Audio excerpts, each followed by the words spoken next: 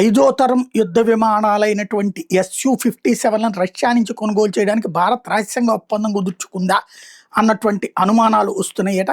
SU-57 stealth విమానాల అమ్మకం కోసం కొన్ని దేశాలతో ఒప్పందాలు జరిగాయని రష్యా ప్రభుత్వానికి చెందిన రక్షణ రంగ ఉత్పత్తుల ఎగుమతి సంస్థ రోస్బోరో ఎక్స్పోర్ట్ CEO అలెగ్జాండర్ మికేవ్ ప్రకటించారు. అయితే ఆ దేశాల పేర్లు మాత్రం బయటపెట్టలేదు.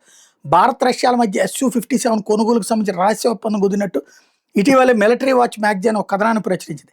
భారత వాయుసేన యుద్ధ విమానాల కొరతతో సతమతమవుతున్న నేపథ్యంలో ఫ్రాన్స్ నుంచి 114 రఫేల్ విమానాల కొనుగోలుకి డిఫెన్స్ అక్విజిషన్ కౌన్సిల్ ఆమోదం తెలిపింది. అయితే ఆ విమానాల సోర్స్ కోడ్ను భారత్తో పంచుకునేందుకు ఫ్రాన్స్ విముఖంగా ఉంది.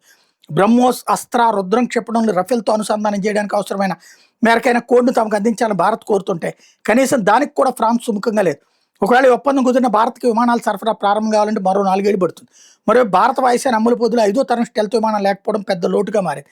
రఫేల్ విమానాలు 4వ తరానికి కావడంతో అవి కొన్న ఆ లోటు పూర్తిగా తీరదు. ఈ నేపథ్యంలో భారత్ 5వ తరం యుద్ధ విమానాల కోసం చూస్తోంది. భారతదేశంగా అభివృద్ధి చేస్తున్న 5వ తరం స్టెల్త్ విమానం అంకా 2035 తర్వాత కానీ అందుబాటులోకి రాదు. అమెరికాకు చెందిన F-35 విమానాన్ని భారత్కు విక్రయించేందుకు తాము సిద్ధమని అమెరికా అధ్యక్షుడు ట్రంప్ ఏడాదిన్నర కిందట ప్రకటించారు. కానీ వాటి కొనుగోలుకు మన వాయుసేన సుముఖంగా లేదు. ఎందుకంటే అమెరికా వాటి సోర్స్ కోడ్ని మనతో ఎంత మాత్రం పంచుకోదు. సరికదా వాటి వినియోగం మీద చాలా షరతులు పెడుతుంది. కానీ రష్యా మాత్రం SU-57 పూర్తి సోర్స్ కోడ్ని భారత్కి ఇచ్చేందుకు సిద్ధంగా ఉంది. పెద్ద సంఖ్యలో వాటిని కొంటామంటే భారత్లోనే వాటిని తయారు చేసేందుకు కూడా సహకరిస్తామని చెప్పి ప్రస్తుతం మహారాష్ట్రలో నాసిక్లో రష్యన్ SU-30 MK యుద్ధ విమానాన్ని భారత్ తయారు చేస్తుంది. ఆ యూనిట్లోనే SU-57లను కూడా తయారు చేయవచ్చని, 2 విమానాలు కొన్ని విడిభాగాలు ఉమ్మడిగా ఉన్నాయని రష్యా అధికారులు చెప్తున్నారు.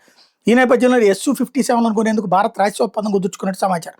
ఒకవేళ భారత్ కనుక వాటి కొనుగోలు చేస్తే స్వదేశీ క్షిపణులతో పాటు దేశీయంగా రూపొందించిన విరూపాక్ష రేడార్ని కూడా దాంతో అనుసంధానం చేయొచ్చు. ఈ కారణంతోనే భారత్ రహస్య ఒప్పందం చేసుకున్నొచ్చని భావిస్తున్నారు.